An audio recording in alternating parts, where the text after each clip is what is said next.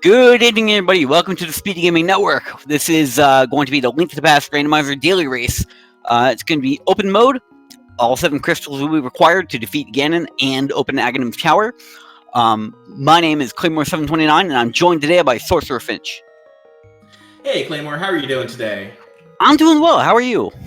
Doing A-okay. We should have a nice open 7-7 race where we have Kaysden, Laria, Calvin, 919, excuse me, and Vextifer racing on stream, along with the 17 entrants in total for today's daily race.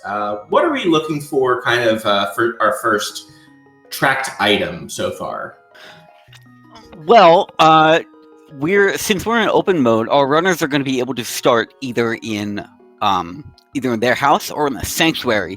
And the first item they're probably going to look for, as far as tracked items, is going to be either the lantern or perhaps the bow and arrow. The ocarina will be nice, but it's rare enough that I don't typically call for it as one of the first items found. Right. And I'm wondering if we're going to see a glove first. Glove is always a nice item to find early. It's going to be 100% required, and it also gets us one step towards the being able to get to Dark World as well. Yes, either the glove and hammer or the Titan's mitts are required to access the Dark World. The glove would also be one half of access to the mountain, which will give our runners a good slate of items to check for. That's a good point. And we should be getting ready to go here in a few seconds. Good luck to all of our racers, and also like to shout out our trackers as well. So Marklar and Melee Wizard on the tracking, and Mind of Me for setting us up and getting this race ready to go. Thank you so much. Everyone have a great race, and we're about to get started.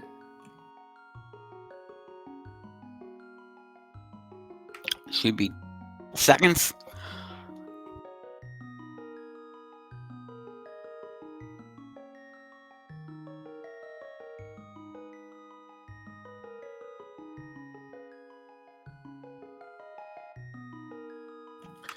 And yes, without Mind of Me and the rest of the setup crew, we wouldn't be here just as much as we wouldn't be here without the runners. So much appreciation to everybody.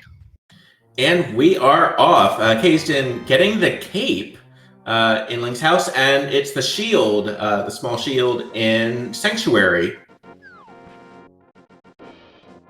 And we have a crystal in Eastern Palace, and a good crystal Tower Hera, and the blue pendant in Desert Palace. Yep. So that's going to be good. That's good information to know offhand.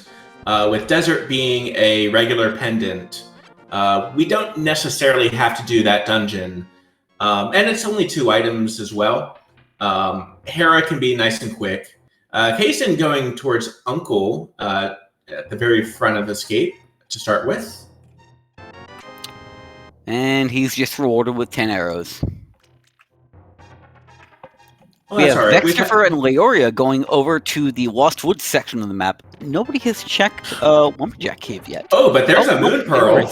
Oh! Kaysden with that Moon Pearl, and Leoria is going to check what is on Lumberjack Ledge. And it looks like it's just a red 20, so we might still need to beat Aghanim, but it won't be for that item. Unless we're really, really missing money, and that's a nice bomb drop for Leoria. And then the bombs over in Lost Woods will also that's a good starting item, a good item pickup in order to clear out Kakariko Village. Vextifer grabbing the fake sword to check the tree pole, and the what you get off the tree pole changes depending on how many enemies you've killed and if you've taken damage on a particular screen. So whacking an enemy with a fake sword or with a sign or something can give a player good intel. Yep, for a fake sword, it's actually pretty helpful. And there was a heart container down in the Lost Woods drop-in section. And that's kind of nice health. We have a standard item pool, so we could have up to 20 hearts. But especially early on, the healthier you are, the better. And we have Vexter running through the Thieves Town, or the Thieves Hut equivalent in the Light World, and not finding too terribly much, but there's one item left in the back. And those 300 rupees, though, that'll get you a bottle of vendor, and that's more than halfway to Zora money. And there's some blue mail, so that's going to be half damage for the rest of the seed. Good armor to find early on. Right, so, and Leoria is about to pick that up as well. Vexter going to turn in that 100 rupees. I'm almost positive he's going to do that after he checks the bottom of the well. And with that bomb in hand, he's going to be able to get the final item from the back. Yeah, getting bomb drops is definitely handy. And there's the Bloomerang, a little bit less of a reach than its cousin, the Red Meringue, but it does prevent lag frames. As we check out the rest of Kakariko Well, just some arrows, a couple rupees, and the flute. The ocarina. So there's the flute. We will immediately turn that in, and then we're going to be able to fly throughout the world. We're not going to fly quite yet, and that is a Zora-like turn-in right there. 100 rupees for one collector's edition green rupee. One of the worst trades. But that ocarina is going to improve our mobility throughout the seed. And it's actually going to allow us to get to the mountain. If our runners are comfortable navigating dark caves without the lamp, that's going to give a lot of mobility very quickly and a lot of items check. Right, and then a couple of places won't seem as daunting either. Whether if it's going over to desert. Vextifer does miss out on the chicken clip right there. You can throw that cuckoo to try to get it partially into the next room, but doesn't quite work. That's okay. And that ocarina is going to let our runners get over to South Shore very quickly, which is going to let them... as you can see, Vextifer has almost enough money to make the Zora play, and having the flute to get to South Shore is going to make that check a lot quicker. Right, and just a piece of heart in the back of the tavern. We're going to see what other checks we have, including in the library. We'll see if we need the boots this seed. We're not going to need the boots for those 10 arrows. And that's for blind racing. That's interesting, especially since with the flute, you can immediately fly away if you go down and kind of over. But, it does save a couple seconds if there is something important. And, either way, you still have the flute for quick travel away. And it's just going to be a piece of heart, which it looks like Vextifer's going to go ahead and pick up anyways. Interesting to get a piece of heart, but I guess it makes sense if you're kind of worried about health, or you want to make sure that you can capitalize on further pieces of heart as you get them.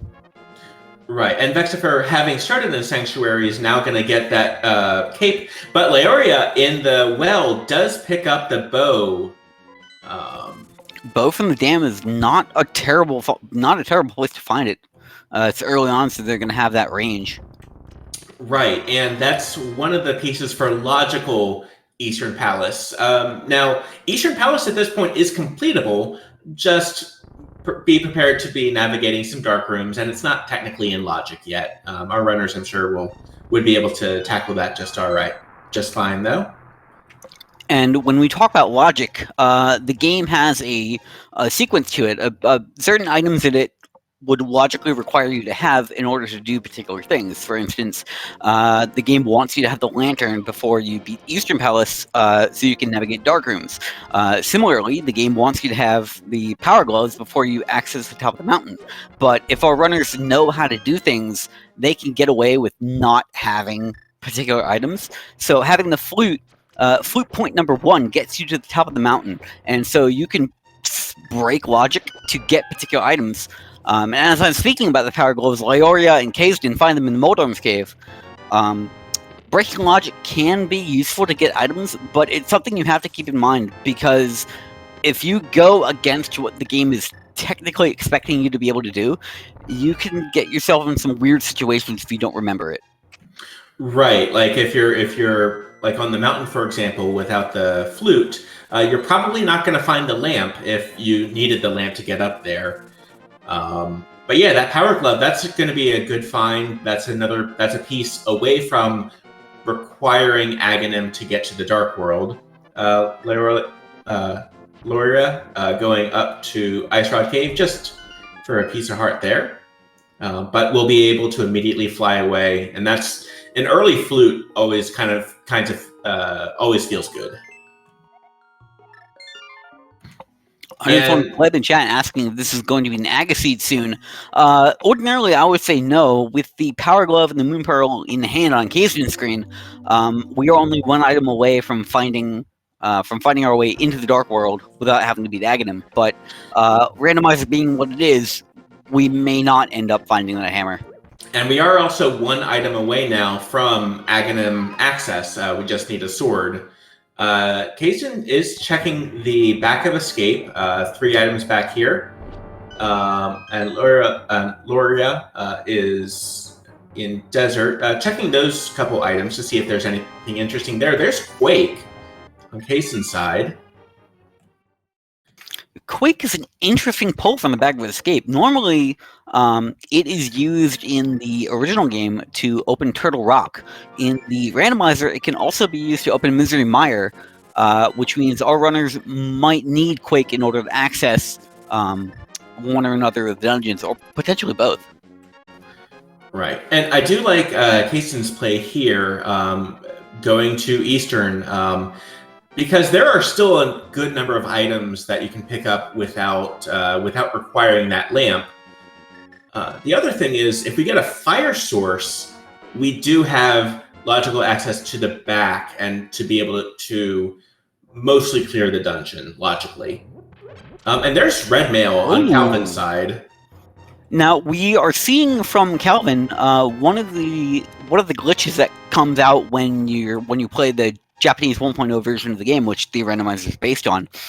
If you have the Moon Pearl and you enter the waterfall cave, you can exit the cave and then re-enter it, and the game will put you back on solid ground. Why that happens, I'm not entirely sure. It has something to do with when and how the game checks for flipper state, but the upshot is that if you have the Moon Pearl, you can access those 2 items.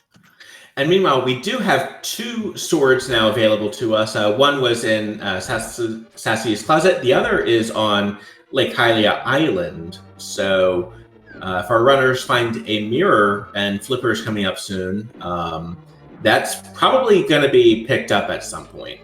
Oh, absolutely. That Hylia item, that Hylian Island sword is going to be it's going to factor heavily into our runners' considerations.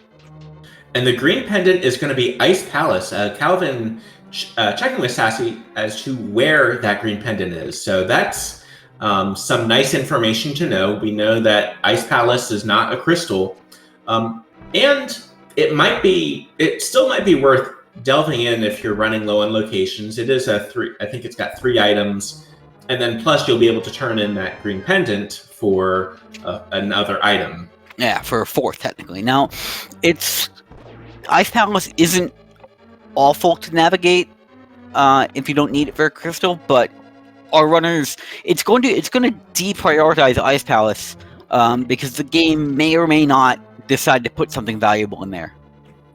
Right, and there are certain items in there that can also make Ice Palace either nice to navigate through or breaking some logical rules. And Vexifer is actually up in. Looks like he's going to be trying to climb. He's climbing the mountain to get to Death Mountain.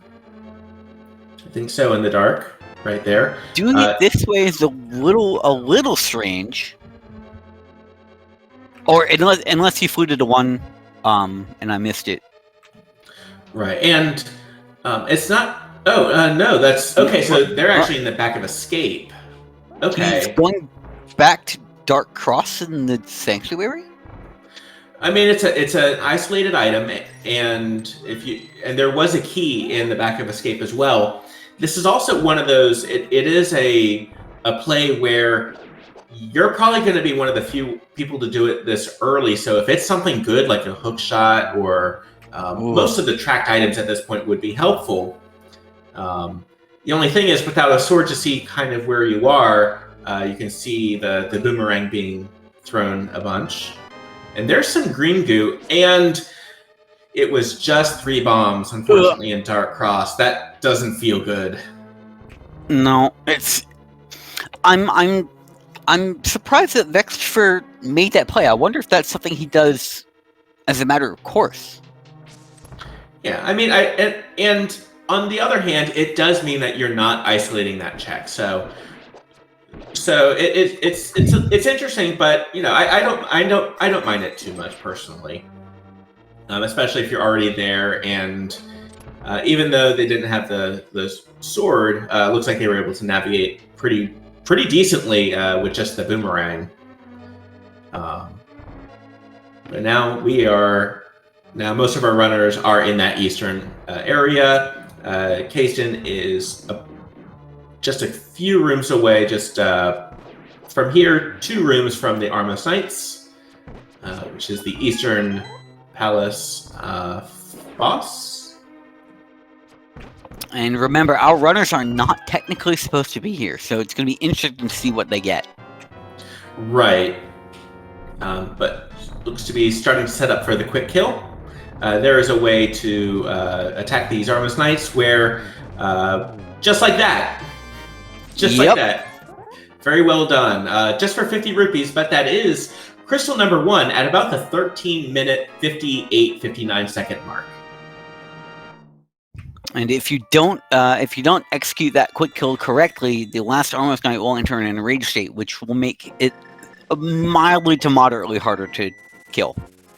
Right, it'll just jump around, and if you had done any damage prior, that damage does get reset. So, but that was very well done. Kayston immediately going to Sick Kid, turn in that bottle, and it's just for a little bit more money. So now that is Zora money, and Lyria actually didn't quite get the quick kill, was very close. And Calvin is going down to grab a couple of fairies at a very nice refill room by jumping into those pots right before there. Yep, it was only 1 heart down, but 1 heart can sometimes be the difference. Right, especially when you're in the dark. You have 4 hearts, and you've got just a fighter sword. So it's one of those things where, especially in the dark with those enemies. Enemies can get off script so easily, and that can be a very deadly room, but gets through just fine. Kayston, making his way into Desert Palace, is going to grab this check here, and then head... Oh, the boss key. Interesting. And now he's going to head to the left to check what item is on the torch that you would need the boots to knock off. And this is going to be a valuable piece of intelligence, and the boots are not required here. Right, and that's one of the items that's also required as well. So that's item number 1. This is probably going to be the small key, and it is. So we might go ahead and just see. We might find the second item on this side. We wouldn't be able to beat Desert at this point because we're still missing a fire source. So these are kind of our 2 last checks before having to leave. And these could be relatively important checks. If we get the items here, then we know that Landmolus does not need to be defeated because all he has is the blue pendant. And we won't need to get the blue pendant unless this ends up being a ped seed. Right. There's always that little asterisk of, like, unless it's a ped seed, which is still very much alive. And there's item number 2. That is the 300 rupees right there. And that means that Landmolus has the map to Desert Palace, and so he can be ignored for the moment. Calvin taking down Armos Knights as well. Well done. And Vextifer is working on the working to get to the big chest in Eastern Palace. Now, where Casey's going and checking Agina's cave, Leoria is going to be able to just immediately leave Desert, having checked that, I believe, a little bit earlier. That's one of the nice things about the flute, where these checks aren't nearly as bad, and Casey does save and quit from there, and Leoria saves and quits from there. So they are practically neck and neck at this point. And Calvin making their own way into Desert Palace. The seed is kind of linear at this point, even if the first step wasn't logical. Right. Now, looks like Leoria, she's going towards the front of the escape, potentially. Oh, or checking Uncle. I think all of the other runners have done that so far. So yeah, escape is probably a decent play at this point. You know, with the 2 items here, plus the front of escape's going to have a good number. The front of escape may potentially have our lantern that we're looking for. Ooh, that's a good point, and that is very much in logic. And there is that Moon Pearl. So, and the good news is, at this point, you still weren't really looking for the Moon Pearl, or that wasn't kind of the it wasn't blocking you, right? And since you're already here, you can do the front of escape, and that can give you more information. Now we are starting to run a little bit. Well, we still have a good number of checks. They are starting to get a little bit further and further away, though. Especially like you have, I think, 1 or 2 mountains. This is an example of the randomizers being nice to you. In the vanilla game, if you're in a fake flipper state and you take any damage at all, the game. Oh, there it is! The lantern in the front of escape. All right, so with that lamp, everything that we did in Eastern Palace is actually in logic. We were allowed to do that retroactively. Now, Leoria knows that. No one else knows that quite yet. And now the Death Mountain Old Man is in logic, and the Death Mountain that side is now in play. So you want to know the fun news, though, because Aga is in logic now, and there's the hammer. So who cares about Aga? Right as you said that. Well, and with that hammer, we have access to the Dark World. We do not need to defeat Aghanim to access the Dark World. Did Kazdan open the chest in the swimming state? That was... I'm not quite sure what happened 100%, but does get that red mail. Focused on Leoria, and I did not see what Kazdan did. Right. And... Oh, I wonder if it was a 4th piece of heart, which got the heart refill, which changed the state. I wonder. I'm not sure. I would have to look back at what happened, because yeah, that was a piece of heart. And Leoria taking a death warp right there. When you're that very deep, you don't have the mirror. And going to go ahead and do Dark Cross from this way. So. But this might not be... We'll be able to do Dark Cross, and that will be it. Won't be able to get to Back of Escape, but I think she already did that anyway, so...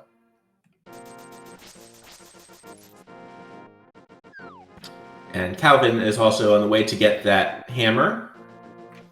And we know what Zora has. He's got Bupkis. It was a blue rupee. So let's see, because the bottle vendor traded 100 rupees for 1, and then 5 for 500.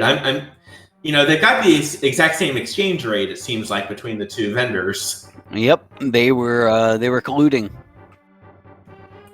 Right, I think they've got a monopoly in this, but and actually, this is also a really good hammer location, because you're gonna check the front of escape pretty much every time before doing Aga, because it's the same overall building. Mm-hmm. And okay, we got crystals down the left side of the map, so that Skullwoods Thieves Town and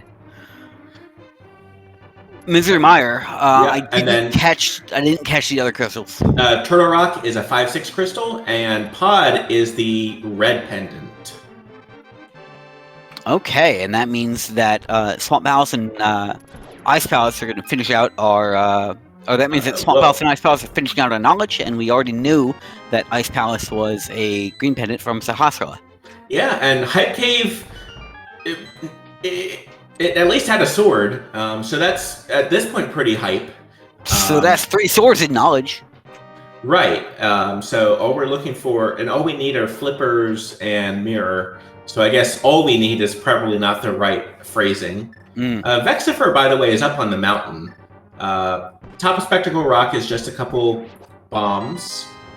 Inside is just a little bit of money. So it's a couple dollars, so we don't care about that. But that is about all that our runners can do up on the mountain for now, until and unless someone finds a hook shot somewhere. Right, we need the hook shot, and then Titansmiths would also give good. It would give you Dark Death Mountain as well. And there's the fire rod, it looks like, on Pyramid Ledge, and that is indeed the fire rod. That's going to be required. Yep, it's very important too.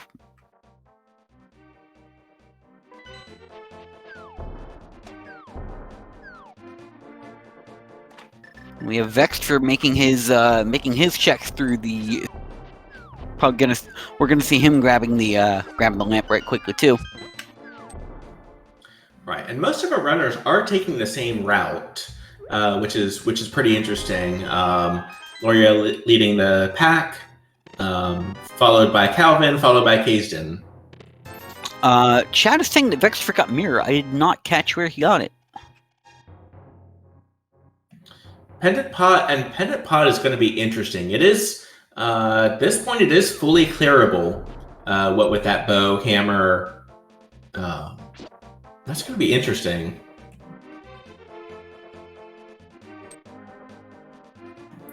Okay. So by making that mountain play, Vex. Oh, that's where our mirror was. Vex is ahead of the game. Thank you for catching that. Yeah, chat helping out as well. Because that is incredibly useful information. That actually will save a death warp here in the front of Escape. Looks like a key, so we are not bow locked. Not that we really cared about that. Not that it mattered because Leoria has the bow. Right now, but that being said, having to navigate through Pod without the mirror is going to be kind of rough. Kaysden actually going a slightly different route. Gonna go ahead and do the dig game. Now this one's kind of interesting because without the Titansmiths, you won't be able to go north. But it did also get you a check over towards Stumpy. And all those all that for bombs. Oh my goodness.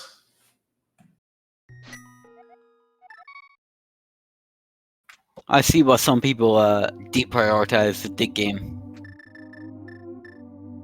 Right. Well, you deprioritize it until it is the Titansmiths. Right.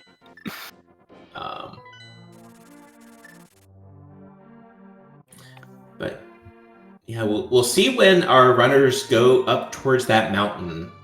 Also, yeah, kind now of that we know it's important. Right. And it's not a bad. It'll at least be a relatively quick play, but I'm pretty sure our runners would. Most of the runners would also like to have that hook shot as well. Now it's not bad. Now it's not bad, kind of going up as well. Anyways, just to be able to unlock that save and quit location. Although with the flute, you're probably not going to be saving and quitting a whole bunch. Yeah, with the flute, well, no, I mean you still might. It's hard to say. It's hard to give value, or hard to assign. You know, if it's more valuable with or without the flute, but oh, hey, while I was yammering on about nothing, there's the Titan's Mitts. Right. Well, it wasn't in the dig game, but there it was.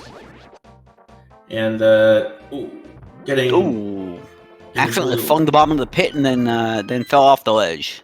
Yeah, and actually, something else interesting. Like, we don't have a whole lot of hearts. Like right now, like Loria has 4, everyone else has 5.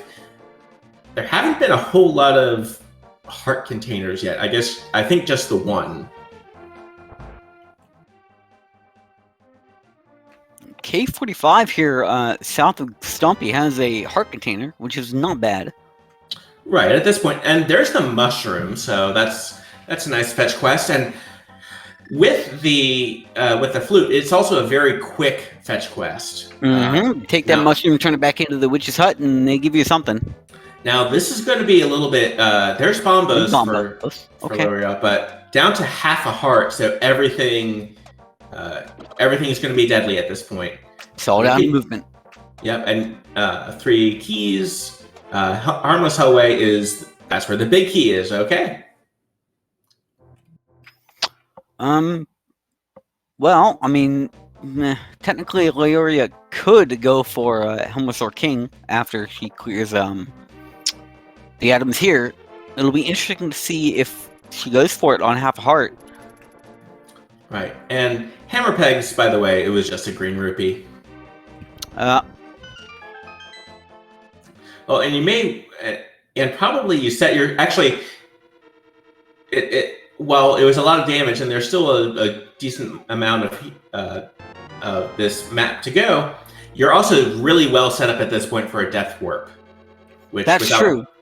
Unless you get Sankheart here. Right. I've seen that happen. Fair enough. But just saving and quitting.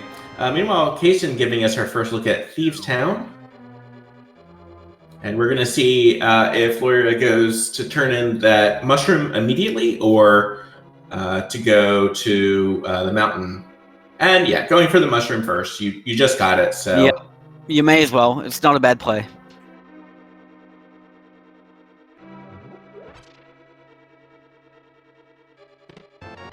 And she was cooking up a piece of heart. Now, while we've been talking about this, Kazden has been running through Thieves' Town. This is a dungeon that is possible to complete. And with the hammer, you are not risking locking anything away. Right. And now you saw Loria, instead of saving and quitting, just shut down the game and restarted it back up. So, and that was to save that mushroom. That will allow her the opportunity to fake powder if she gets the Cane of Samaria and basically be able to fake a powder turn in for the magic bat. Yes, I don't see that terribly often, but Leoria knowing about fake powder and knowing that she has to have the mushroom to do it is a good knowledge of systems on her part. So I'm hoping it pays off. And Kelvin, by the way, just picked up that mirror as well from the old man. So that unlocks a good number of texts as well as if when you're in the back of a dungeon and you want to go back, you've got that available to you. You can just immediately go back to the beginning. Down to 2 hearts though, and we'll go ahead and talk to Gary Oldman right here for a heart refill. Fills up her hearts and lets you get back to it.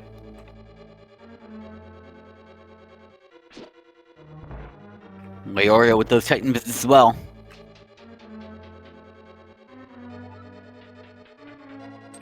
Now, what she could do with these Titan bits, I'm not sure if she will. She could, in theory, do the Smith check. She would just have to save and quit and run back from the sink.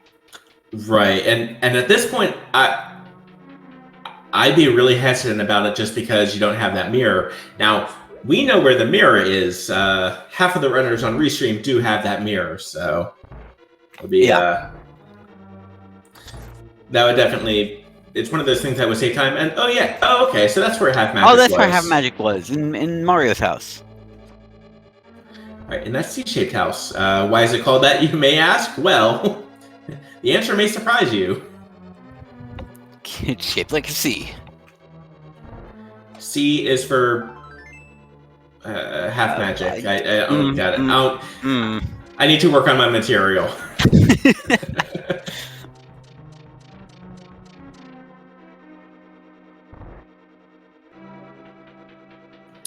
Oh, did you happen to check? Did you happen? I didn't catch what was on the ether tablet, which is what Calvin just did before he decided to dive into Hera. Right. We have 3 runners right now in Thieves Town, and let's see. Zombie geese are waterfowl. Thanks, blind. We do get the big key at least in Hera, which is where Calvin is right now. Yep. Which means that it's going to the basement might not be required if we find if we don't find the map. If we don't find the map here, that means that Calvin will not need to go into the basement to find that item. With the mirror, it's not terrible because you can just warp back out. But without the mirror, the basement is a low priority play. Right, and especially you have the mirror, so you might as well check the much quicker checks and the checks that will get you towards the crystal. Do those first. You can do those first before setting up for a bomb jump here. Yep. Rather than it looks like he very briefly considered going up and dropping down, but this is faster. Right. And there's the key. And does have to watch out for that fireball right there. That sparky thing. Yep. Does avoid it just fine because that would have knocked him off, and that's a lot more climbing. That's really falling is the biggest danger in Tower of Hera. Yeah, especially if depending on how the holes are lined up, you could end up falling 2 floors instead of 1. Right. Like if you get knocked into the center hole here at this Ganon Fight, and there's the tempered sword. There's all 4 swords. Oh, I missed where what? Oh, it was in Skullwoods. Yep, over in Skullwoods in the big chest, and the big key happened to be just 1 room away. Yep. So Kasten probably won't go for that Highland Island sword. Right, and there's one of the items. I think that was the only. Was that the only item though that we pulled out of Hera? I can't remember. What climb with Hera. And thank you very much for confirming that. Oh, Kasten's about to get the hookshot off bumper ledge with that magic cape. Ooh, that's going to be interesting to see if anybody else notices. Right, and this is the best time that you have for that.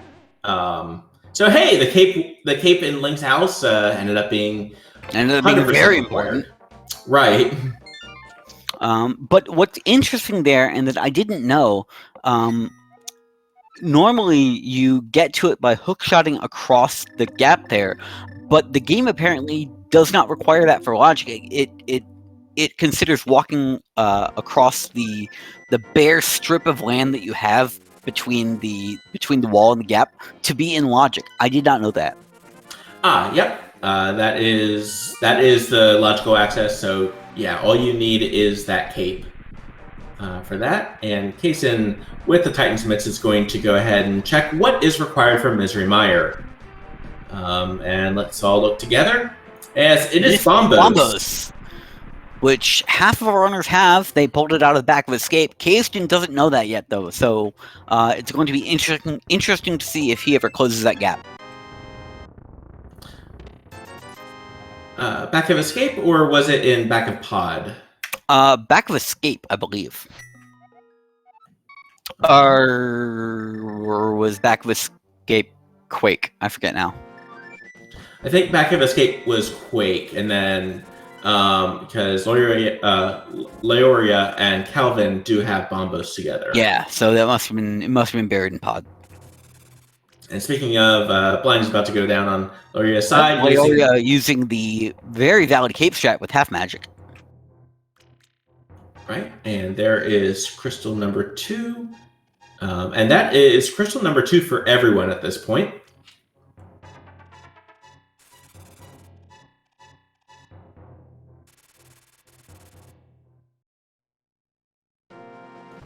Dexter making the Smith play like I was talking about. Yep. And there's the mirror on Kaysen's side. Let's see what the Dwarven Breastsmiths have for us. They are Bottlesmiths today. Or are they Beesmiths? Bottlesmiths. Bottle Beesmiths, something. They're giving away bottles. They are beekeepers. Add an extra R there. They're not beer keepers. They keep bees. I bet they want to keep beer, though. And we're going to see Vextifer taking the chest on a little bit of a tour before he turns it in. Right, and you've got K45, you've got Stumpy, so this is a good, especially when you have the mirror, or had already made all those checks, so it's kind of a moot point. Yep. Calvin's about to get that fire rod, though.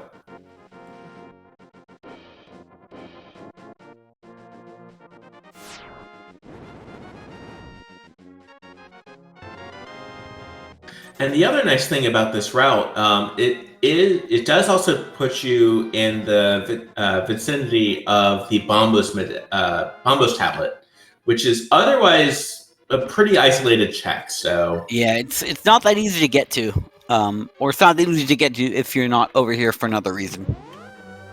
Right now, unfortunately, without that hook shot, Swamp Palace, not only with it being oh yeah, Swamp Palace doesn't feel good. Nope, and it's just you're going to be hard locked without that hook shot. You can't get past the big chest room. Right. And Calvin turning in the mushroom. It's just going to be a little bit of money, though. Piece of heart, actually. That's right, piece of heart.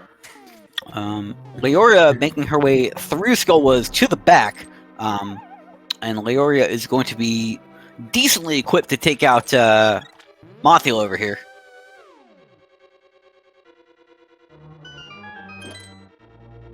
We are going to see if that... the only thing is we are going to see if that mirror comes into play at any point on her side. She's right now the only person who hasn't gone up the mountain yet to get that mirror. But in the... to me, one of the tougher... just because of the room. Like, Mothula is not too bad. It's the room and the spikes and everything else going on there, but does take down Mothula. Well done. And for an item, looks like just some money.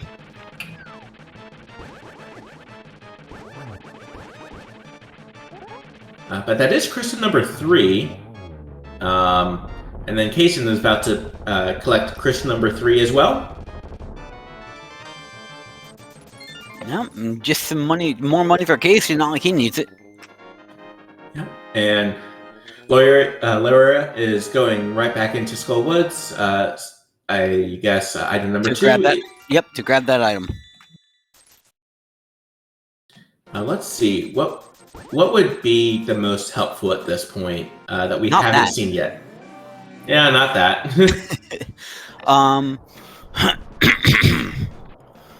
Well, at some point, we're going to want to see the flippers. Right. Now, Kaysen's at Spike Cave, so that's going to be a new check. And Calvin is actually in Skullwoods as well right now. Getting that cape... Getting the cape out right before taking that final heart of damage. And for a heart container. I mean, not awful, but not what I bet he was hoping for. Right. And chat giving us an item location that we missed. Calvin picked up the ice rod out of Paradox Cave right side. Oh, okay. Well, I think we all missed that check. Yeah, thank you, chat, for... and thank you to our trackers for not missing it. Yep. There's the big key. So, Leoria is about to get that tempered sword as well. And Calvin's about to get the tempered sword as well. They're both bomb jumping on different bombs. Yep, different sides of the screen. Vexifer getting the news about the second item. I think it was just money. We're about to see that ice rod for us over here in Paradox Cave. And this is going to be good. Loria checking what's going to be on Bumper Ledge, and it's going to be good. Doing that double take and using the cape early, because those pterodactyls they pack a punch. And they are persistent.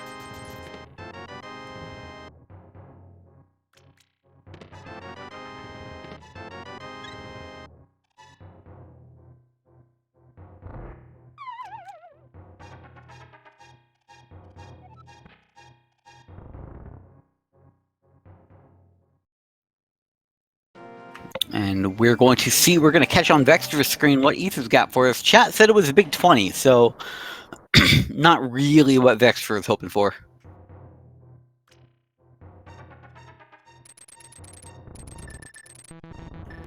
Yeah, but we are also getting a Dark Death Mountain on Case inside with that hook shot. So this is going to be our first check on that side. 2 items in here, and then Hookshot Cave will have 4. Not a whole lot here, though. We will check Hookshot Cave, though.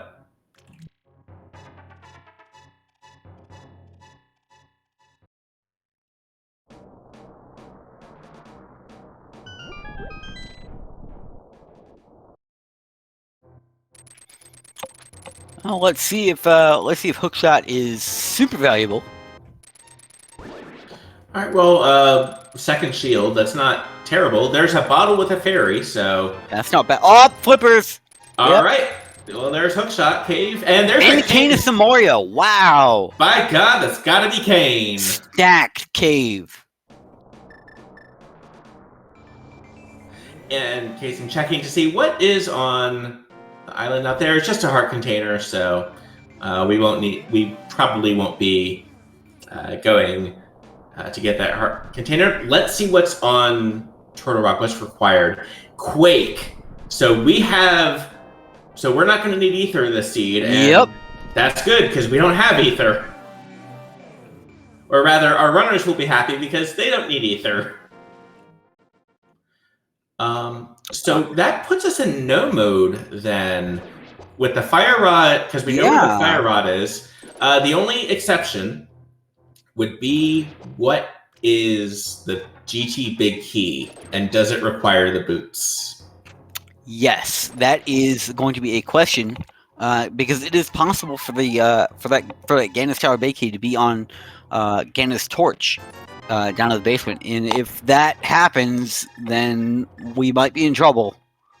Right, or we might be getting all the other checks in Ganon's Tower, and granted, in Ganon Tower basement, that's a total of 22, 21 if the big key is with the big key being on the torch, but that's a lot of checks. Yeah. So hopefully, our runners would not like to see it, but I think chat might.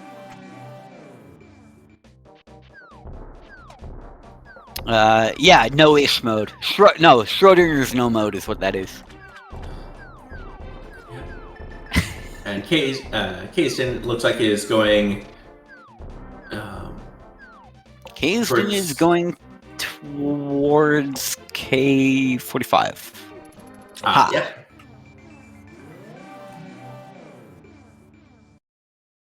And Vexifer is going to go ahead and open up Turtle Rock and won't be able to go terribly deep into it, as in we'll be able to see the first room, look at the gap, not have the cane.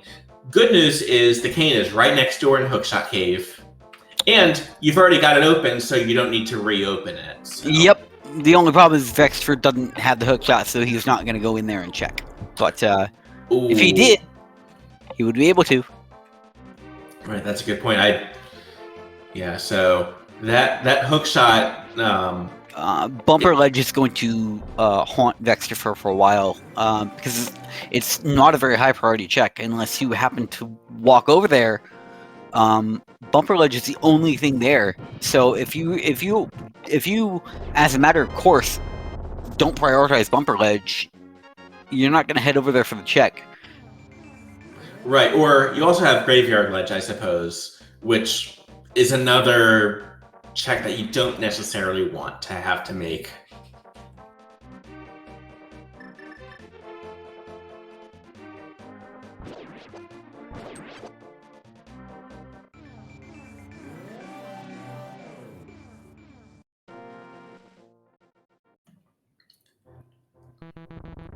All right, and Calvin getting that half magic. Loria is about to get the mirror. 47 minutes in. Yep.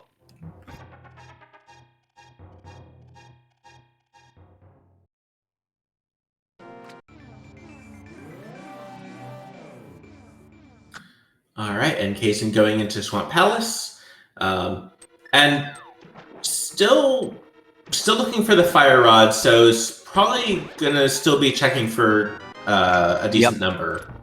Also looking for Bombos as well. So yeah, so Kaysen is going to make all the checks in this dungeon, which isn't really going to pan out.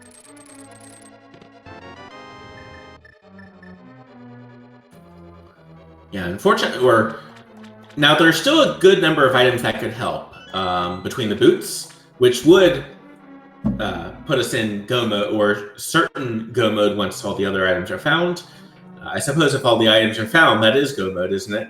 Powder could also be helpful. Silvers could be handy, especially against Vitreous. So there's still a couple items that would, a couple good quality of life items out there.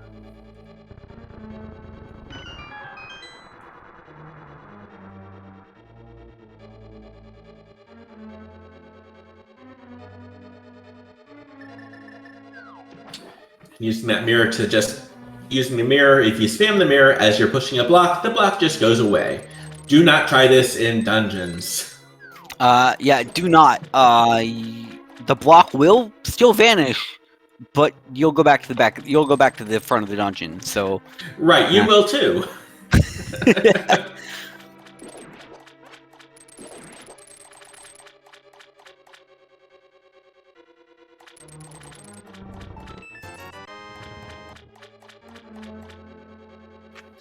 Now, I wonder if that didn't happen, I wonder if you vanished clipped the block right there in Swamp House that Kaysen just pushed, if the chest would still appear. Ooh, and that was a nice... Oh, I wonder... That was a very nice hair pop, by the way, on Lawyer's side. With that hook shot, you can kind of force yourself into one of those pots, fall down, and kind of get up Tower Hera very quickly.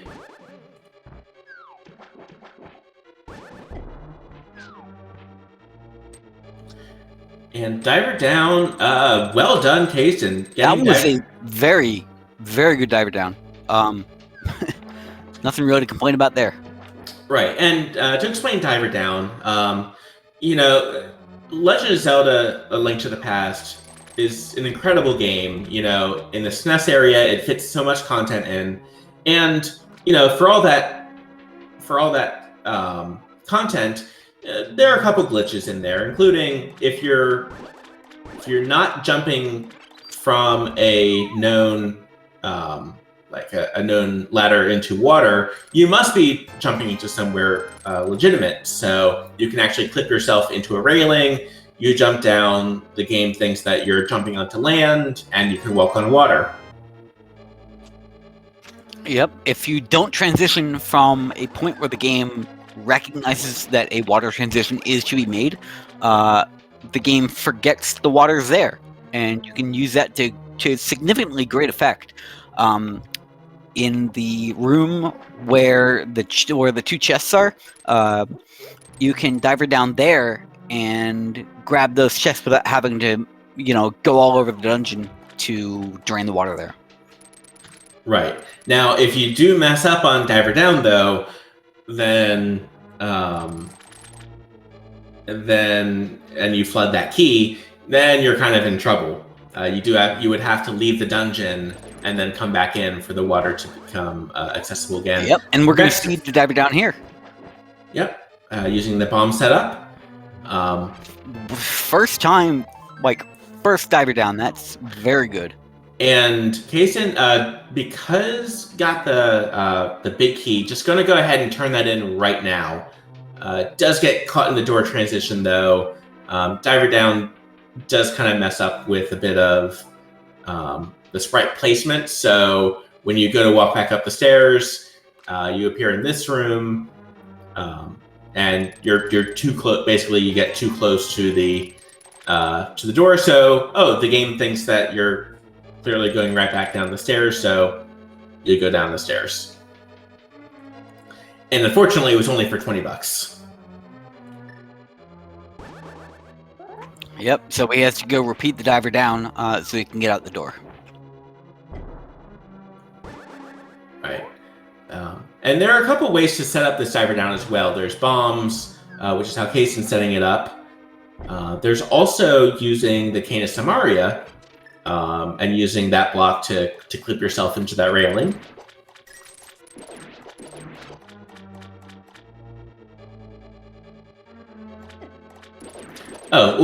Thank you, chat. Or the door is just glitched.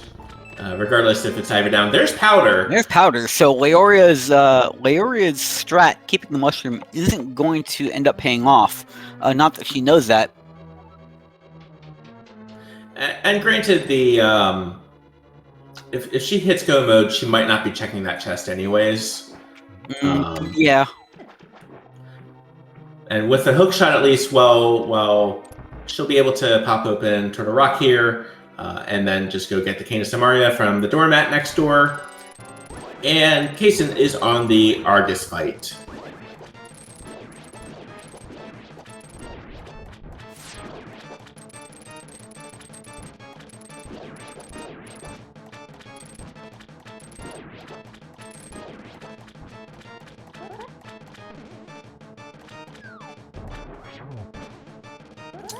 Alright, and doing a couple sword spins against Argus, and down goes Argus. For the compass. And the crystal. Obviously, the crystal is more important. Yeah, or we could be in compass mode. I don't think that's quite one of the game modes, though. Vexifer does... Actually, that's a nice full magic drop, because Vexifer is still on the Master Sword.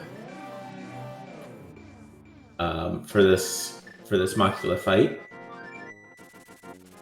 Oh, but is using the hammer, which does tempered sword damage, and that was a very quick moth fight. That was very well done. Loria getting the good news. There's the flippers, so there's Swamp Palace access, and there's the Canis Samaria, which gets you access to that dungeon that you just opened up. So she will be the first person to actually go into Turtle Rock then.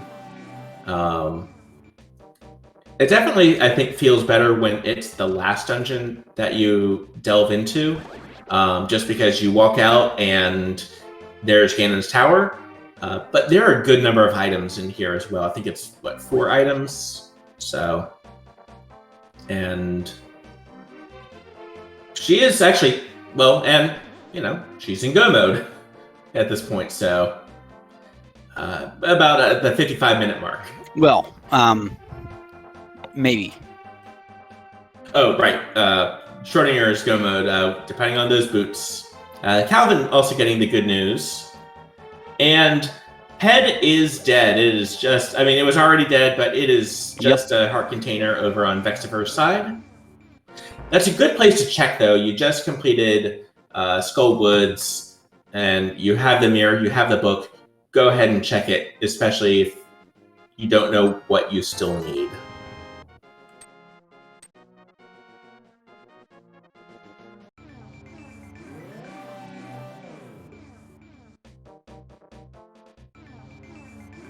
And Leoria got silvers in Turtles Rock, so that's going to be useful.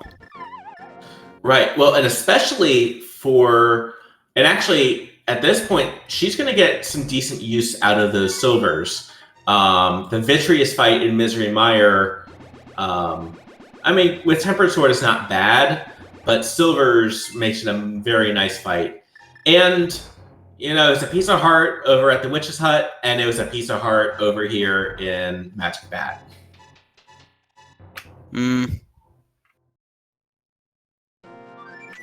Unfortunate news for Leoria. And Calvin will be opening up Misery Mire, though, and giving us our first look into the Mire area. Well, not the area, but the dungeon itself.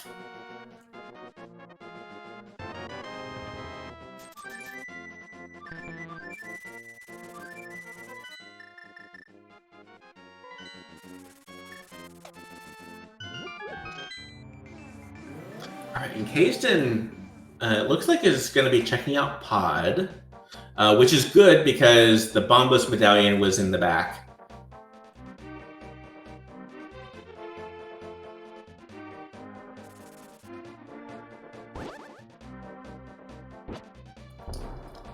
And Vextifer did see what was on Bumper Ledge and is now getting that hook shot.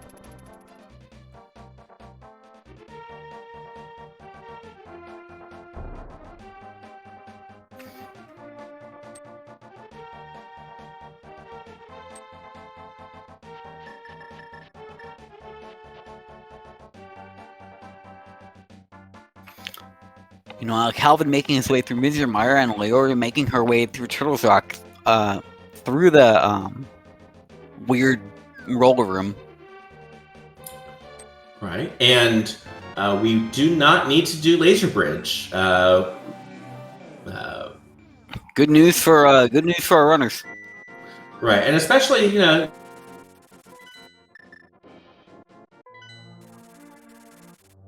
room because it's going to be an extra 2 hearts there as well as a magic refill. So yeah, she just takes the damage there. Still up by 1 heart versus otherwise. The powder though in Swamp would have probably come in handy right there. Yeah, just a little bit. The powder can be very useful if and I think she's help. Okay, so she's does take a fall there. Has to be a little bit cautious, but half magic will help. Oh, I'm sorry. Key counts are weird. I could have sworn that I saw a 1. But all right, we're good now. Yeah, I did not recall that.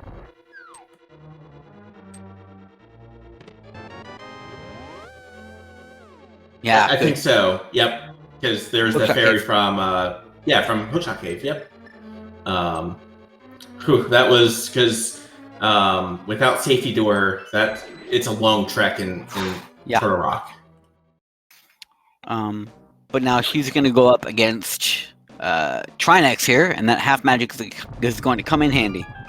Right, and Trinex with Tempered and above isn't too bad, but does get a little bit turned around because she missed the ice shot, which let the ice head spray ice, which you don't want to see. Right.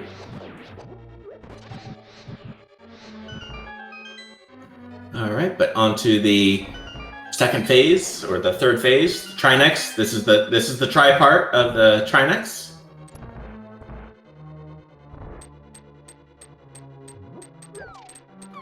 And Trinex goes down.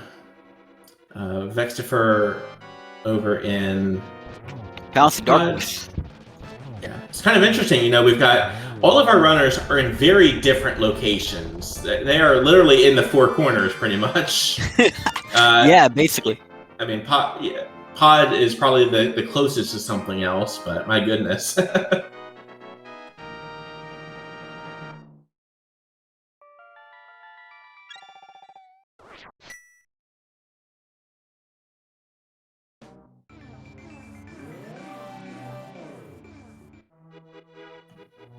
All All right, and going ahead and use the fairy. So go ahead and get yourself some potion.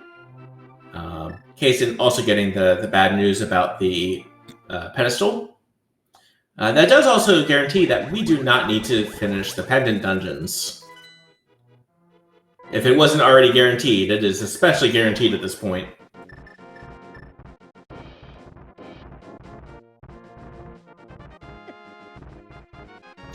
Calvin used the magic cape there to great effect to take out Vitreous's eyeballs.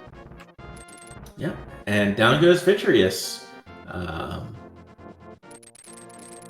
Yeah, so Loria and Calvin are about to high five as Loria enters. Calvin exits pretty much right at the exact same time as well.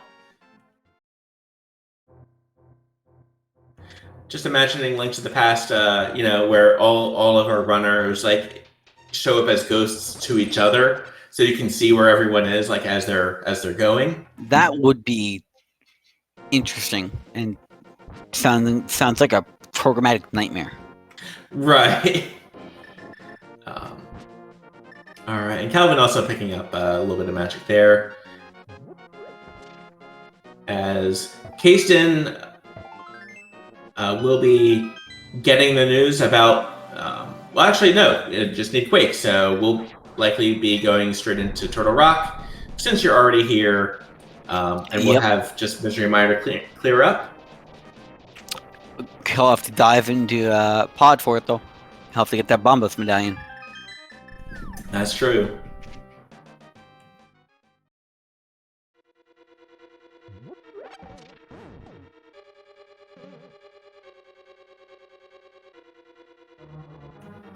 All right.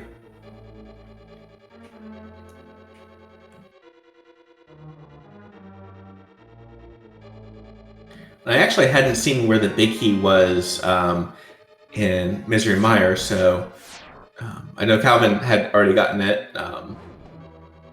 I would guess it wouldn't be in the... It just seems like it wouldn't be in the cutscene chest, at least. Which always feels good. If you can avoid the cutscene chest, that's going to just feel good.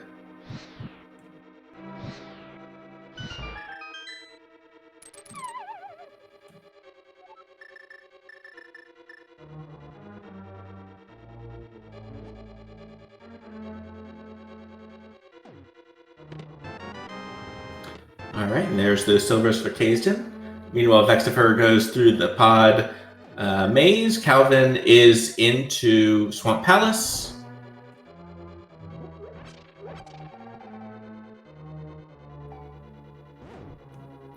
All right, and there's that big key.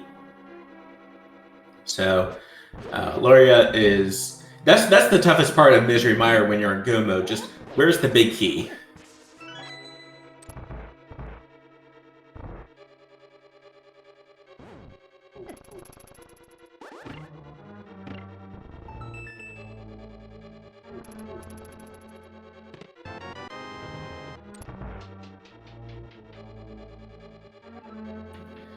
All right, and Vextifer is actually going to complete Pod, it looks like at this point, which unfortunately is not going to be the answer. Yeah, it's... This is a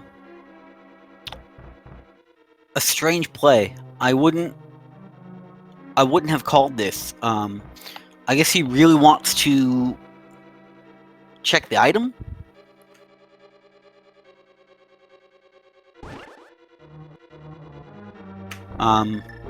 Which is almost... I have to imagine that he learned to not only just clear Pod while you're there. I wonder if that's somehow related to him checking Dark Cross through the back of Escape. Is that just something he's learned to do because the randomizer has been mean to him in the past? Could be. I think we all have our horror stories of certain seeds, and actually a nice spooky setup for Loria. So to avoid kind of doing most of the dungeon. And this is going to be the magic of the silver arrows right here. Yep, it's just 1 arrow per eyeball, then 2 to Vitreous. Don't blink, you'll miss it. Down goes Vitreous.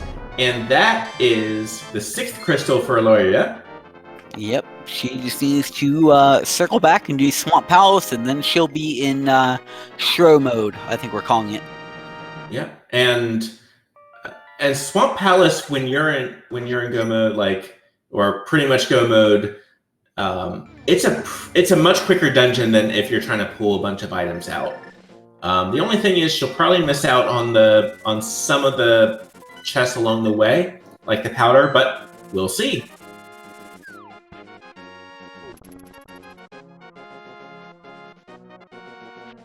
And Kaizen checking. Okay, so it's just bombs in that chest right there.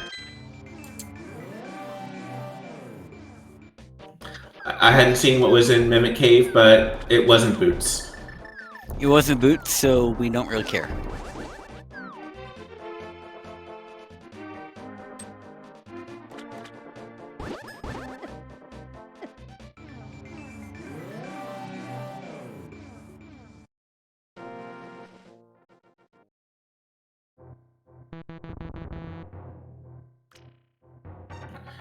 All right, and thank you for confirming that Mimic Cave was a bottle. So that is our 4th bottle right there. So Kaizen is going to have all 4 bottles.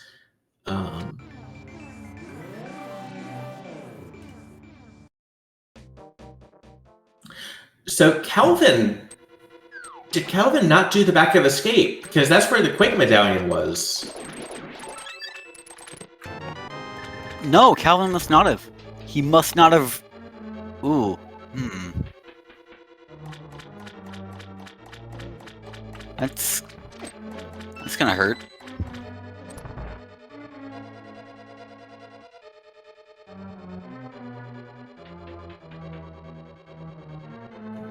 And it looks like Calvin is actually going to go ahead and pick up that Butter Sword.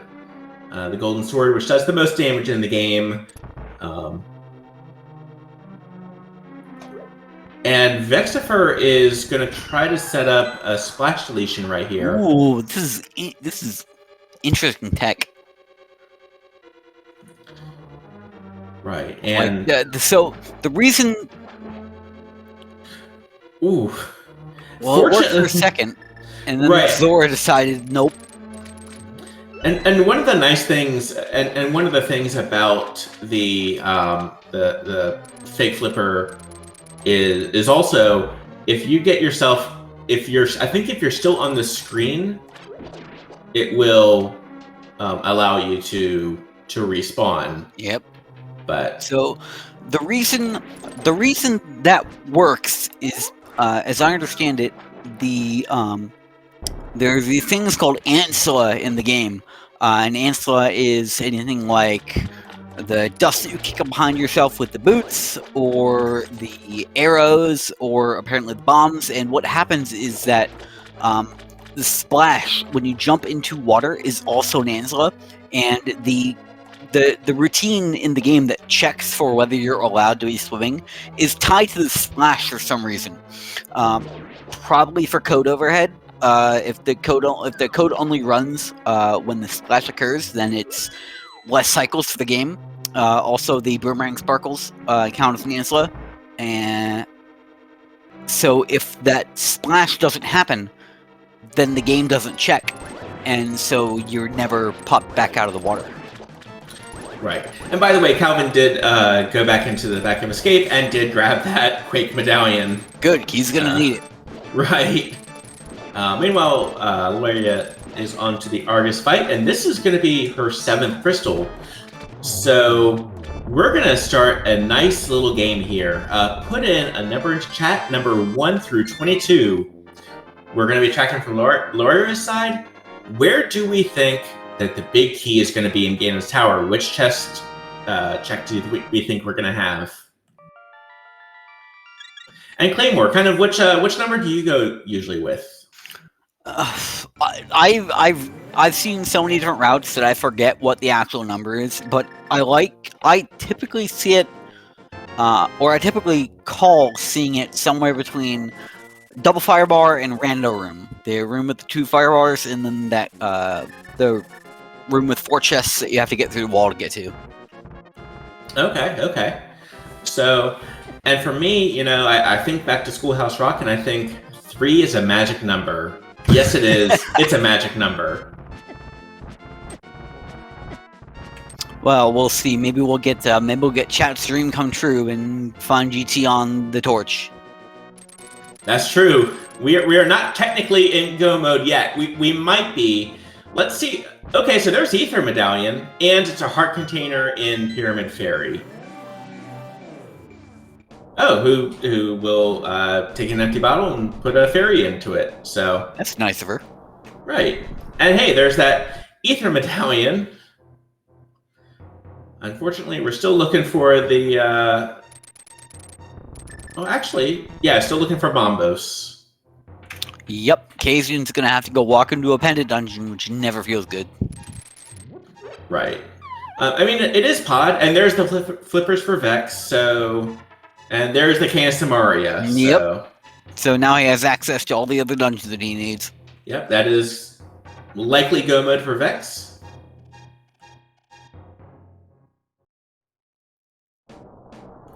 All right, and Kazden going for Ice Palace. So this is our first look at Ice Palace. 3 items plus the green pendant. Yeah, so that's got to be why Kazden's going in here. He's banking on the green pendant having something. Right. I think he already did check pedestal, and pedestal is by the way, it is heart container. It's not the answer, unless the answer you're looking for is getting 20 hearts. That was a fantastic setup from Kazden. Well done. All right, and let's go into Ganon's Tower. And Calvin does take a death. I think does have that fairy though, so yeah, gonna be all right. Loria going into starting with the right side in the Hope Room. 2 quick checks. It's not number 1. It's not number 2. And walk out and dip left. Yep, up and go to the left side. We're gonna get the news if we're in go mode in a second.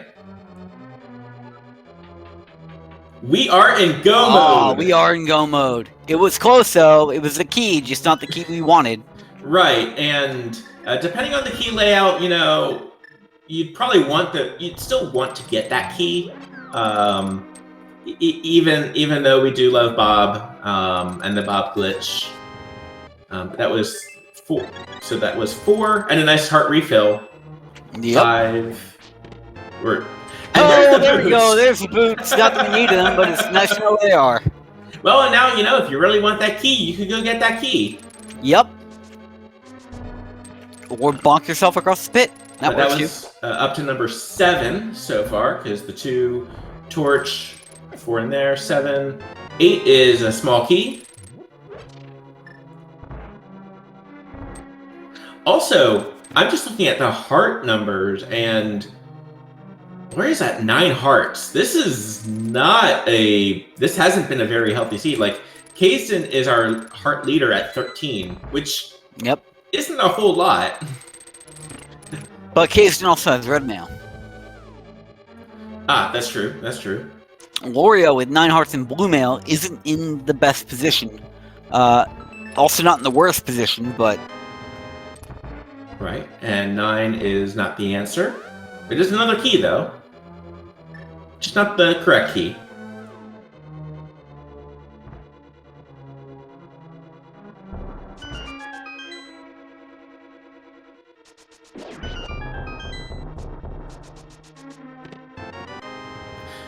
And 10. There's that key. And Irritable Penguin, congratulations. You guessed number 10. You win prestige, power, and, well... absolutely nothing. You win the admiration of your fellow chatters.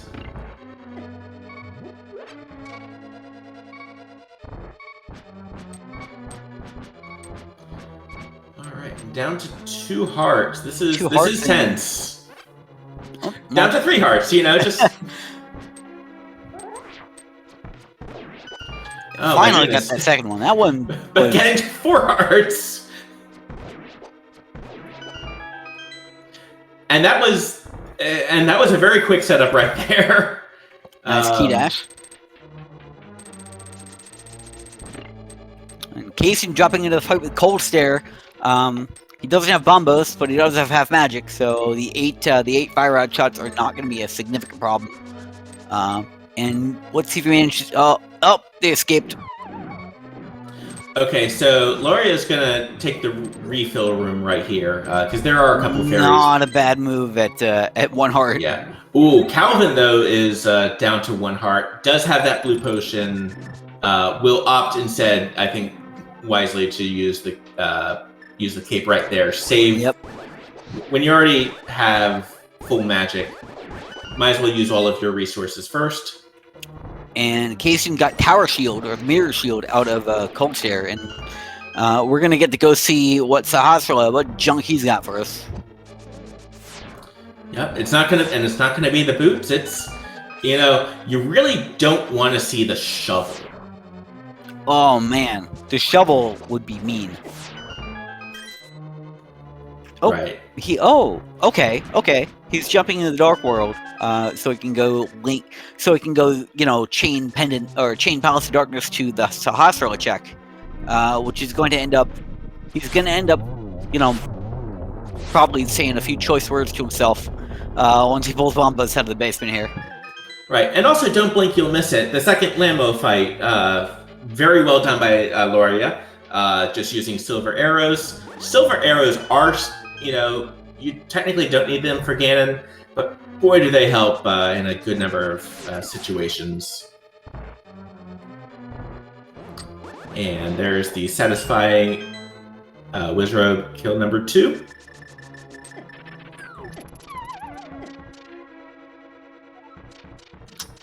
Does have to be a little... Okay, does take the railing there.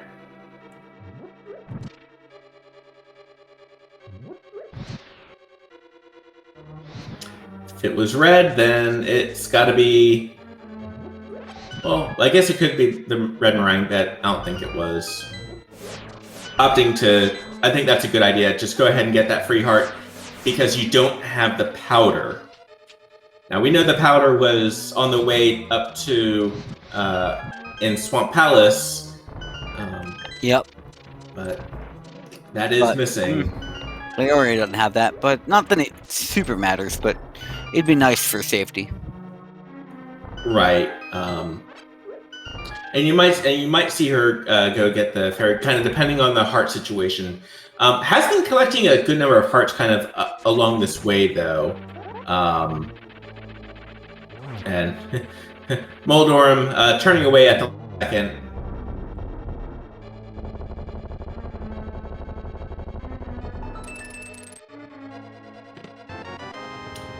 Okay, and getting confirmation that the red boomerang was on Sarsaparilla.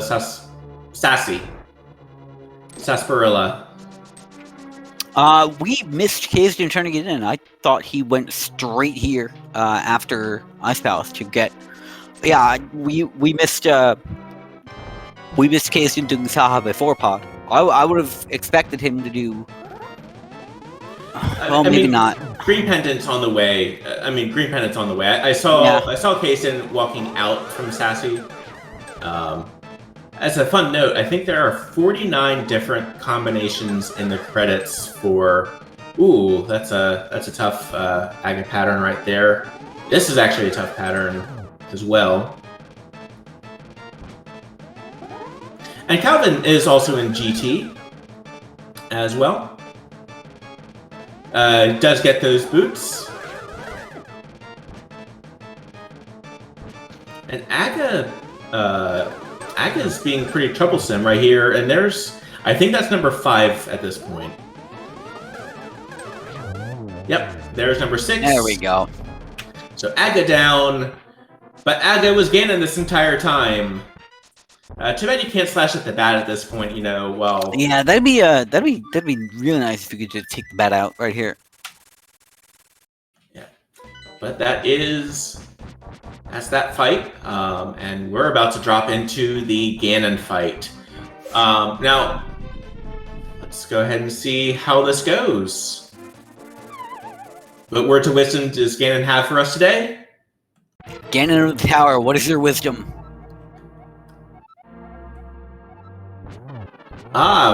Getting some facts about bacon.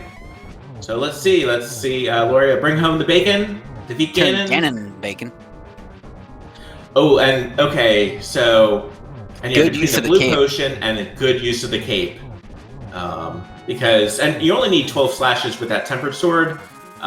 Sometimes that could also just feel therapeutic, honestly. But Ganon at Ganon at 122, you're probably feeling pretty good. Or you're feeling pretty good. And Calvin gets that big key.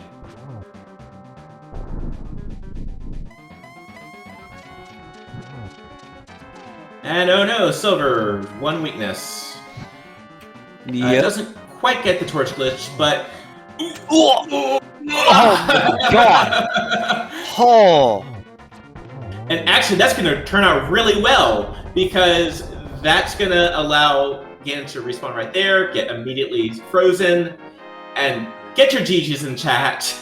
That is going to about ready to cross the bridge and finishes with an in-game time, with an official time of 1 hour 23 minutes 11 seconds for first place on Restream and first place overall. Very well done, Leoria.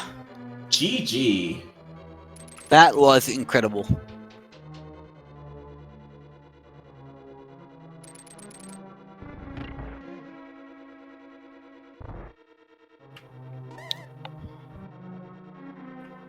And Kasten making his way through Misery Mire, while Calvin is making his way up the Ganon's Tower, and Vexter is about to finish off Swamp Palace. And looks like we may have Leoria joining us for an interview.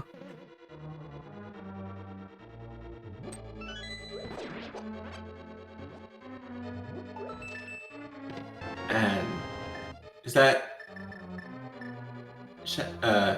Shabadelic song coming? Shagadelic. The Austin Powers reference. There are, I think, 49 total names for Sassarola. As a fun fact. Meanwhile, Calvin's making his way up the Ganon's Tower, getting thrown across the room by the Beamos there, but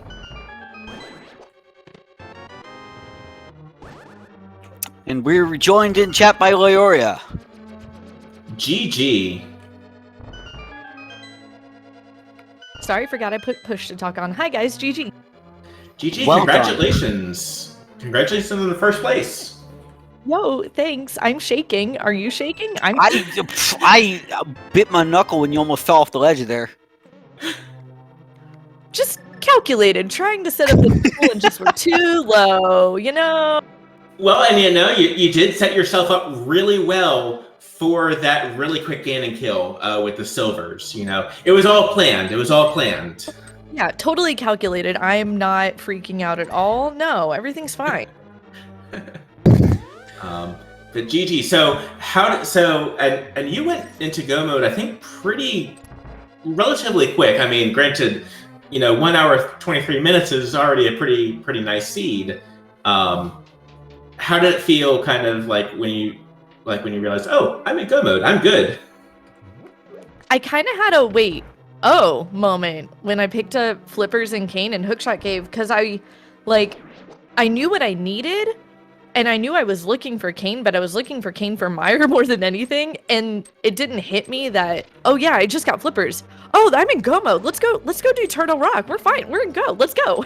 Right. It's like, well, when there were two pieces of progression, the last two pieces that you needed for progression in Hookshot Cave, and Hookshot Cave, it's I don't know, to me it seems a little bit more useful than Hype Cave, but Yeah, that's kind of one of those things that just feels good. We were definitely hoping that you were going to pull the powder out of the waterfall chest in Swamp Palace for a couple times.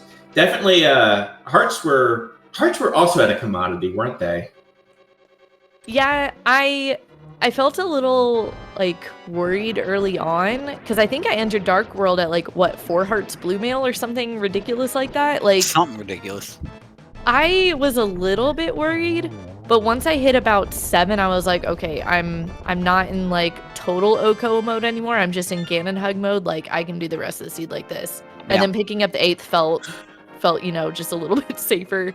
Plus I had 3 bottles. I had cape, half magic. I didn't feel too worried. I kind of feel bad about not going to Skull Woods whenever I first got into Dark World instead of going to Thieves Town, but the whole reason was because I wanted something just a little bit extra before going up to Moth, and that half magic and sea house made a lot of a difference. Oh yeah, I mean, yeah, Moth is well, okay, the room that Moth is in is not exactly the most fun of rooms. No, not at all.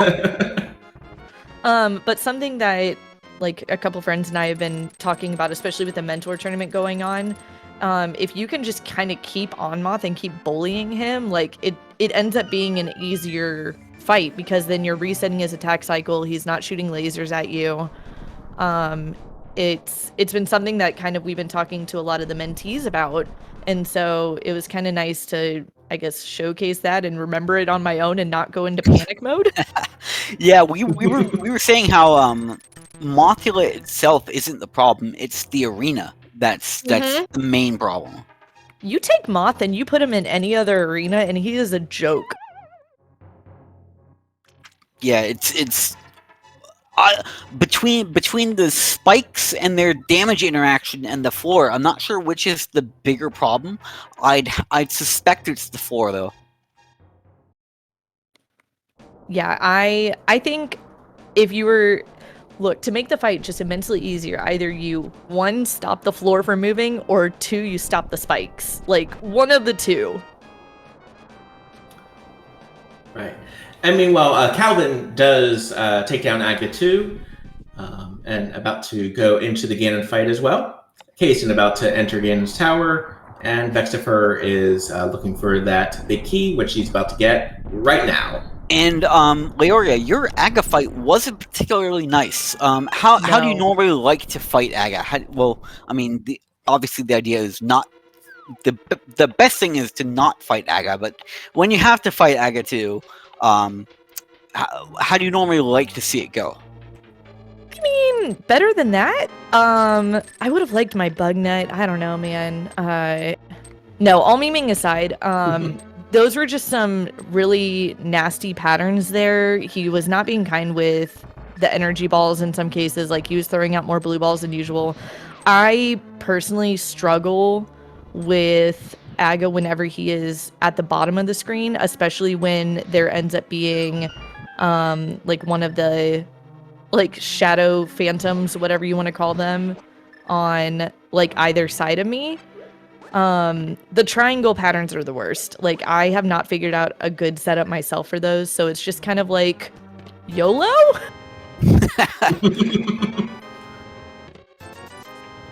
Oh, it's not.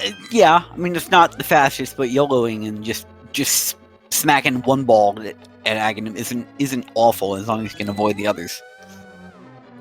Yeah, I mean, and that's just it. Like, I wasn't too worried about like taking hits, if that makes sense. I was just more worried about like, oh my gosh, nobody's finished yet. I'm trying, like, I didn't care where I placed in this. Obviously, placing first feels amazing. Don't get me wrong. I'm still freaking out about it internally. But my main goal was to farm Kaysden, and I succeeded. And get your GGs in chat as well, as Calvin finishes the finish line. Second place on Restream, and second place in the match overall. GG to Calvin. And Calvin's race time is 1 hour, 30 minutes, and 58 seconds. Yo, Restreamed folks, farming the race today. I can't words. I'm sorry.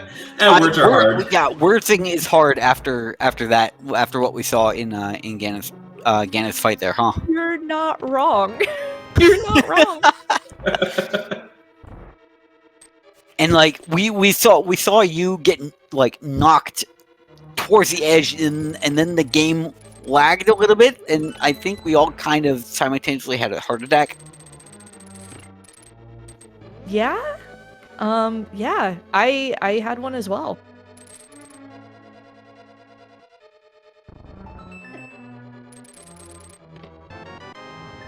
And we see Kazan entering the pre-rando room. He's about to get his Ganon Shower Bay key, and with that mirror, he's just gonna be able to pop out the front and begin the climb. And Vextifer, he has everything he needs now, so he is going to be heading up the. He's getting a bit bullied by that Dead Rock position again. He's gonna be heading up to Ganon's Tower as well, and I believe we're about to be joined by Calvin. And one kind of other note, I bet it not only felt good to see that the big key was not on the torch, and then to see the boots like right afterwards. Calvin, So welcome. Welcome in, Calvin. GG.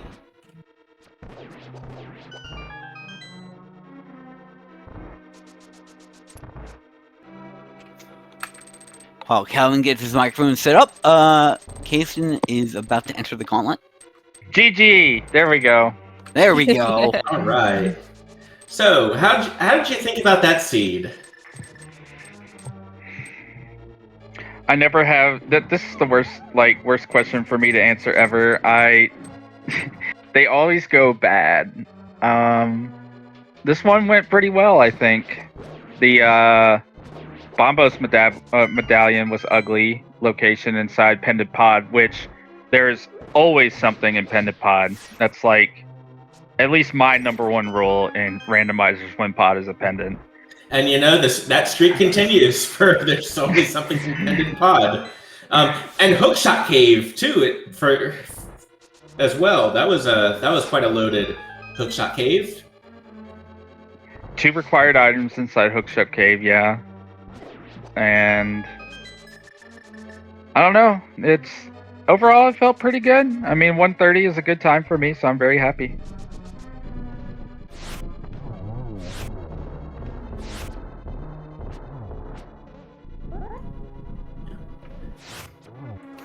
Vexter is going right side, while Kazan finishes off land mode 2.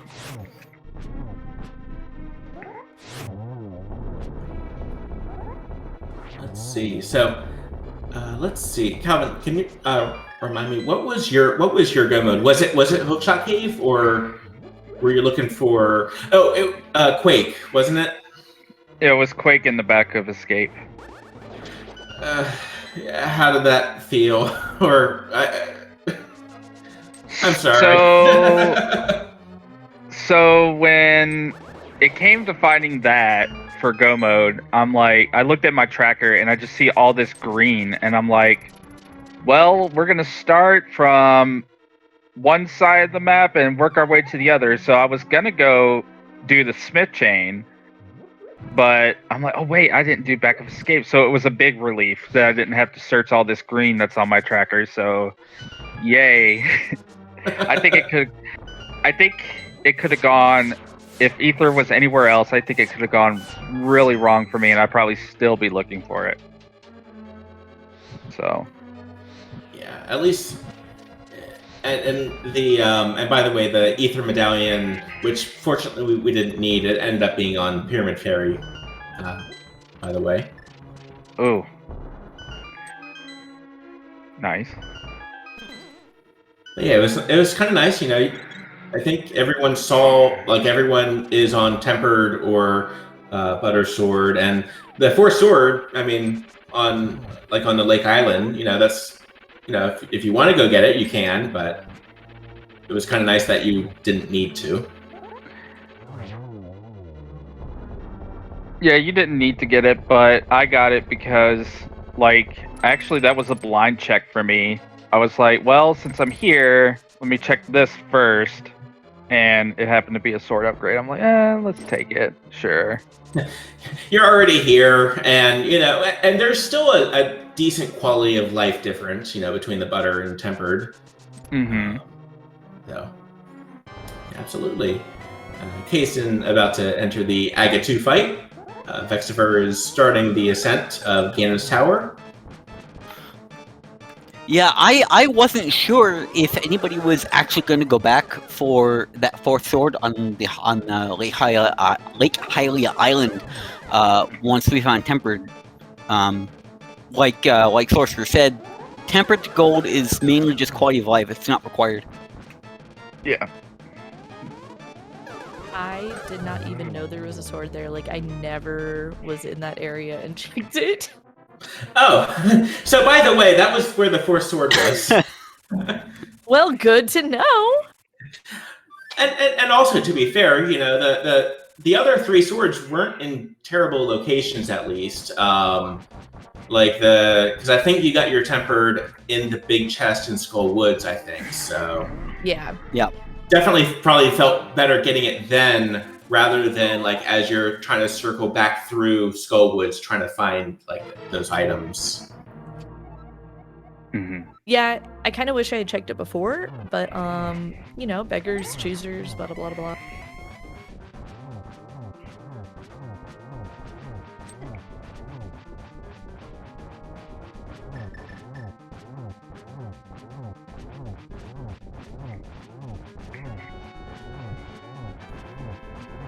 And Kaysen on phase 2, about to enter phase 3 for the Ganon Fight.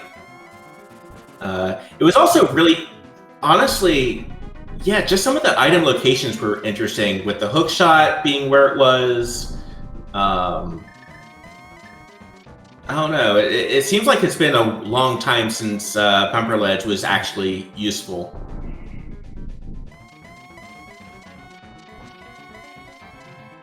I don't know about you, Calvin, but I was so worried early on that this was going to be a Aga seed.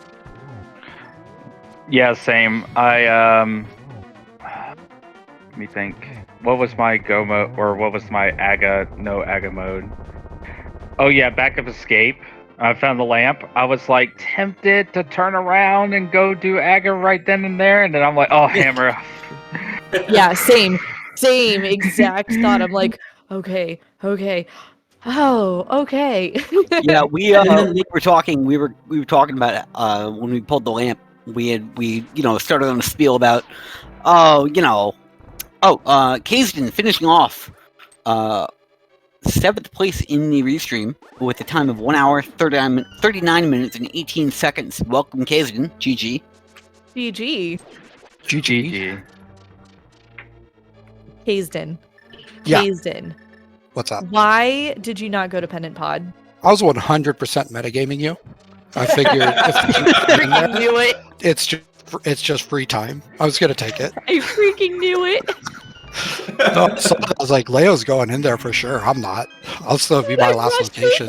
I rushed it. I know you did. I knew you would too. There's always something in Pendant Pod. That's not true. There often is. No, but not always. Kazden, no. There is always something there. You Nope. don't spread lies on this restream. How dare you? I will spread the truth and nothing but the truth. Thank you. Yeah, no, I knew Leo was going there, and I just figured I kind of came down to I could either do ice or pod.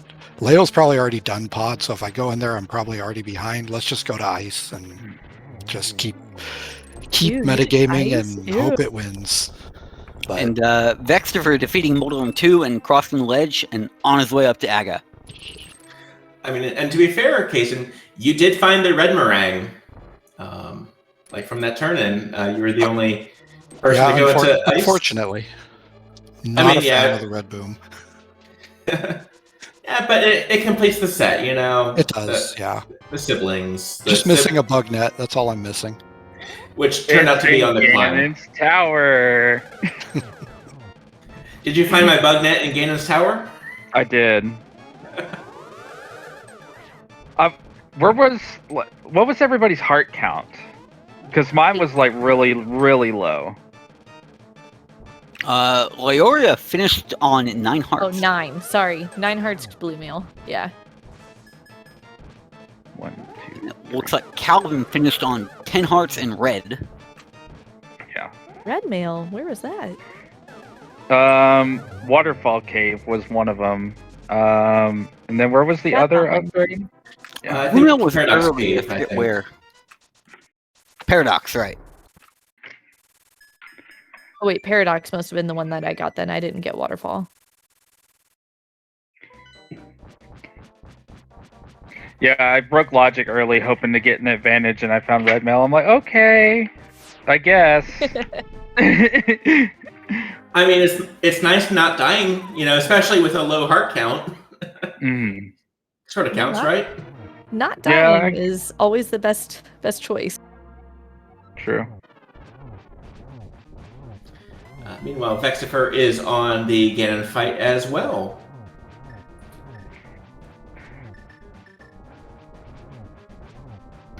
Yeah, I think we pretty much had coverage of pretty much all of the trackable items at this point. I think, except for we got the Cane of Burna. Kaysen found the Cane of Burna. That was... Shoot, where was that? Where's the shovel? We don't know where the shovel is. It's in Ganon's Tower Okay. big chest.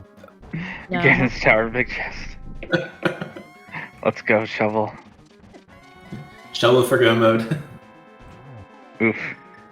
Ugh, Ooh. ugly. And Vex almost also falling off after getting bounced back by that sword swing ricochet. Yeah, that was. Ugh. Stressful. And with that 4th arrow, Vexifer brings down Ganon as well. Yep. So get your GGs in chat. As Vexifer is about to cross the bridge and does so, finishes in 4th place on our restream and 11th overall out of the 16 entrants. Official time of 1:43:57. GG.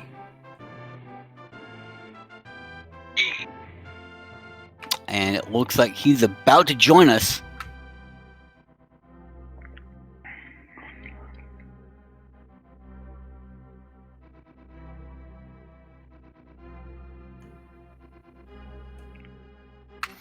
And we are joined by Vexifer. GG, sir. Thank you. GG. So, first impressions of that seed. I probably should have gone to Uncle first. Nah, Uncle, start, best start. I skipped escape for kind of a long time, and I don't know. Later, I dipped desert for literally no reason. I walked in and I was like, well, if I walk out now, I'm gonna look stupid, so I'm just gonna commit to these 2 items. They look good. I did the same. Yeah, I dipped desert too. And the important thing is the second item wasn't on Landmo. Yeah. Especially since that was before fire. That was before, I think, the lamp and before anyone had the lamp and the fire rod anyway, so. Yeah, I had considered when I first did Hype Cave going up to, like, right when I got into Dark World to go up to Pyramid Ledge and just check it, but I didn't, and so the fire rod just kind of sat there for a little bit. It didn't really hurt much, but Yeah, I actually called Lamp at front of Escape once people had done Eastern Palace and a couple other checks and were starting to run dry. But how good did that hammer feel? Like, because you had just gotten the lamp, so you're thinking, oh no, is this an Agassiz? Is this the one? that's true. Yeah, no, I was like, all right, I didn't check Lumberjack this time. I'm not excited about this, and then you get the hammer, feeling good. Yeah, I decided I checked back of Escape first, I think before even front of Escape, because I had gone through basically everything else, and then I I was like, I'm just gonna check. I'm just gonna no sword. I'll just check Dark Cross, and so I was like boomerang arrowing the key rat. I got him though. I tell you. Not saying, you should have seen the key rat. Unfortunately, that didn't. I think it was 3 bombs or. Oh, it did literally nothing, but I felt good about it afterwards. I was That's like, that's still the accomplishment. Exactly.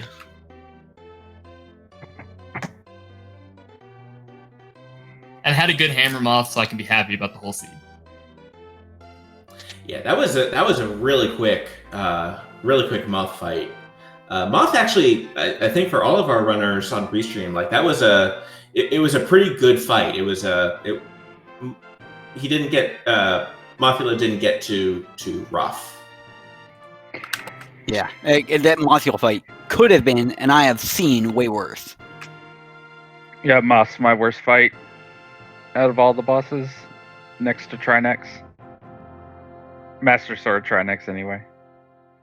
Yo. But they were both nice today. Yeah, I think I legitimately killed Moth in 4 hammers, like almost as fast as I could do them. Like just boom, boom, boom, boom. It was probably my best Moth fight ever. And I've done hundreds of them because for some reason Moth de-stresses me, and so I just go in the practice hack and hammer Moth for an hour. I mean, whatever works. That is certainly a choice. I don't like bugs. Yeah, sure. All right. Oh, that was an exciting seed tonight. That was. Let's see. Racers, do y'all have any final thoughts on the seed? Earlier boots would be nice. Yeah. Always check pendant pod. Except when you I don't. agree. I forgot I had boots through most of the GT climb. Yeah, we were Same. we were kind of waiting for the seed to get one last shot in by putting the big key on the torch. Ugh. I mean, it was I 8. would have cried. Although, and well, it would have been such a swing of emotions. Like, oh no, oh yeah, there's the boots. Like if you see the Ganon Tower big key on the torch, do you just sweep the rest of the chests in the Ganon Tower, or do you pop Absolutely. out and find out 100%. where you didn't go in the overworld? Oh, 100%. No, you 100% stay Finish where you're GT for at. sure. You finish, and then you do the rest of the mountain if you have anything else left on the mountain. Then you go elsewhere. I mean, it I was either agree. there or Ice Palace, pretty much.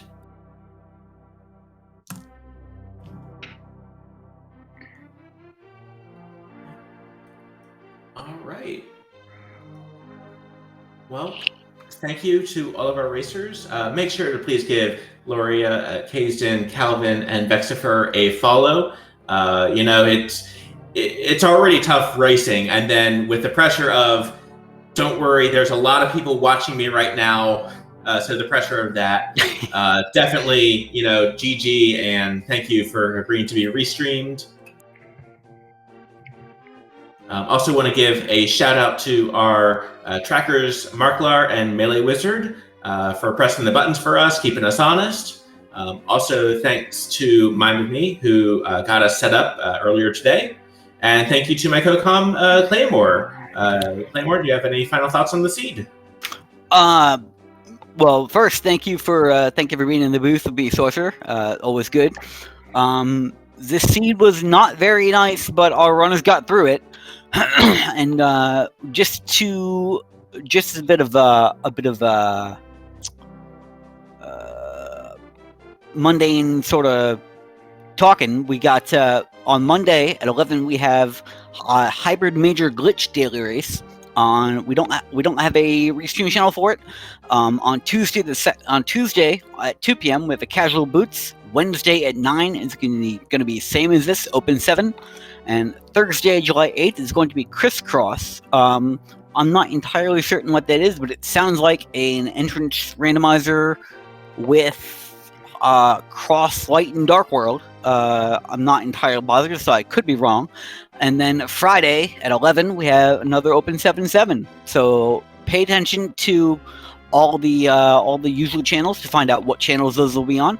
We have a Link to the Past randomizer, or we have Speed Gaming and Speed Gaming 2 through 6. Those are going to be the Twitch channels for you to find where we are. Melee Wizard is telling me that Crisscross is entrance randomizer, door randomizer, and key sanity. So if you want to melt your brain a little bit, tune in then. All right. Well, thank you, everyone. Thank you again to our racers. Thank you to fellow crew. And have a wonderful rest of the day, everyone. And take it easy. See you later.